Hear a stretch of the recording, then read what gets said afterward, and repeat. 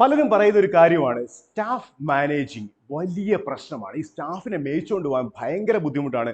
ഞാൻ പറയുന്ന ഒന്നും ഓഫീസിൽ അവരാരും കേൾക്കുകയില്ല, അല്ലെങ്കിൽ അവർ അവരുടെ ഇഷ്ടത്തിന് കൊണ്ടുപോകുന്നു, എനിക്ക് എൻ്റെ സ്ട്രാറ്റജികൾ അപ്ലൈ ചെയ്യാൻ പറ്റുന്നില്ല. ഇങ്ങനെ പല പരാതികളും പലരും പറയുന്നതാണ്.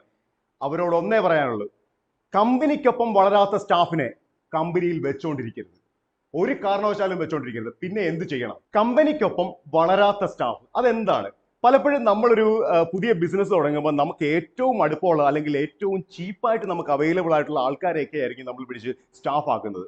പലപ്പോഴും അത് ബന്ധുക്കളായിരിക്കും, അല്ലെങ്കിൽ സുഹൃത്തുക്കളായിരിക്കും. ഇനി അതല്ല, പലരും നമുക്ക് അഫോർഡബിൾ ആയിട്ടുള്ള ഒരു സാലറിയിലൊക്കെ വർക്ക് ചെയ്യാൻ പറ്റുന്ന ആൾക്കാരെയൊക്കെ ആയിരിക്കും നമ്മൾ പിടിച്ച് സ്റ്റാഫ് ആക്കുന്നത്. പക്ഷെ കുറച്ചങ്ങോട്ട് മുന്നോട്ട് പോകുമ്പോൾ അവരും ഒക്കെ നമ്മളൊരു ടീമായിട്ട് വർക്ക് ചെയ്ത് മുന്നോട്ട് പോകുമ്പോൾ കമ്പനി വളരുന്നു, അല്ലെങ്കിൽ നമ്മുടെ പ്രോഫിറ്റ് കുറച്ചുകൂടെ കൂടുന്നു, നമ്മുടെ ആ ഒരു സ്ഥാപനം കുറച്ചുകൂടെ വലുതായി കുറെ കൂടെ എക്സ്പാൻഡ് ചെയ്യുന്നു, കൂടുതൽ ബിസിനസ്സുകൾ വരുന്നു, കൂടുതൽ ഏരിയകളിലേക്ക് നമ്മൾ കടന്നു കയറുന്നു.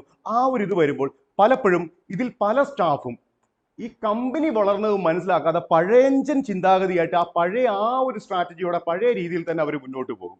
പലപ്പോഴും അത് കമ്പനിയുടെ വളർച്ചയെ ഭയങ്കരമായിട്ട് ബുദ്ധിമുട്ടിക്കും.